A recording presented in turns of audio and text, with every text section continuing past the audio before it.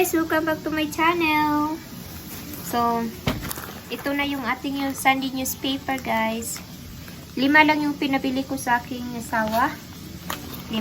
So, i-check natin kung ilan yung insert. So, ito na yung guys. Lahat yung ating insert. 10 lahat guys. So, yung insert natin is Smart Source at saka isang Retail Minute. At ipapakita ko sa inyong item is kasali doon sa ating 5 times digital coupon event. Okay? So, lahat ng item guys is ano siya, may digital coupon siya guys. Okay? And then at the same time is gumamit ako ng mga ganitong coupon guys. Okay? Mga insert. Ito yung nakuha natin sa sa newspaper, Sunday newspaper coupon, or tinatawag nila tong manufacturer coupon. Okay, so yung item, total item ko is 8 lahat guys, pero yung binayaran natin is $11 and 83 cents, because ang yung ating tax guys is $1.86, so almost $2 siya guys. Okay, so una guys dyan is yung ating stats. Dalawa yung binili ko guys, yung isa is andoon na sa CR namin.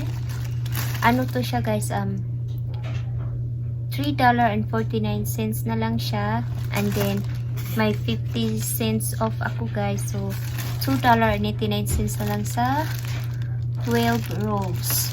Okay, 12 rolls. Next is sa atin tayong Tums. Ito siya guys. Okay, Tums, ano to siya guys, para to siya sa heartburn. Okay, so sale nila guys nito is $2.99. Okay, and then may coupon ako guys na $1.50 off.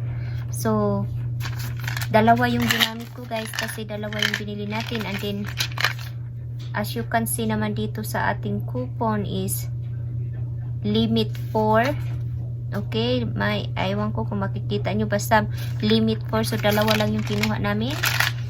And then may expire siya. Uy, matagal pa pala siyang may expire. Expired ano pa,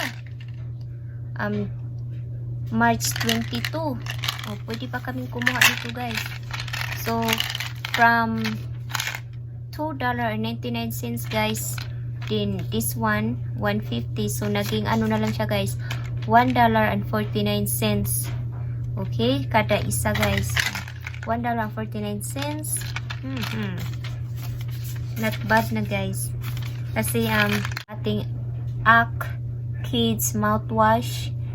Okay, so 500 ml. Yung original price niya guys is $4, almost $5 na, and then sale price niya is $3.29.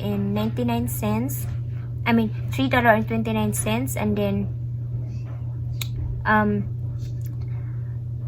kasali siya sa 5 times digital coupon, so naging ano na lang yung price niya, $3.29.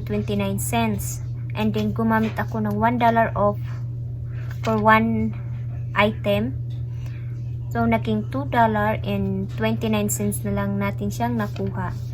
Okay, so $2.29 na lang siya guys after coupon and yung 5 times. And then yung price nito guys is $1.99, and then yung coupon natin is $2 off, so free na lang to siya guys, and $1 guys, may 1 cents tayong sukli. Okay, so ayan siya guys, dalawa yung binili ko, so may free tayo sabon. Next is itong ating Dove Care. Ano na lang to siya guys, $2.99 to siya guys, din kasali din to siya sa 5 times digital coupon. Ano na lang to siya, gumamit ako guys, hindi ko rin may pakita guys, kasi isa lang yung ano ko, yung coupon ko nito guys. May coupon ako na $2 off, so 99 cents na lang siya guys, and then 400 ml siya guys. Maganda sana to kung marami akong coupon, kaso yung coupon ko guys is yung nung paggunting ko na nagunting ko yung barcode Kaya, isa lang yung natira guys. Sa good deal sana to guys. So, kasi Dove pa naman to. Maganda to na body wash ni Mr.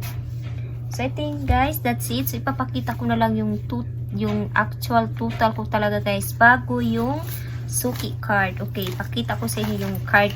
Yung mga card na ang card na ginamit ko guys. So, as I told you, so ito yung card guys dito guys. Ganito yung itsura guys. Okay? Ganito yung itsura guys ng card. Parang suki card siya sa Pilipinas kung tawagin.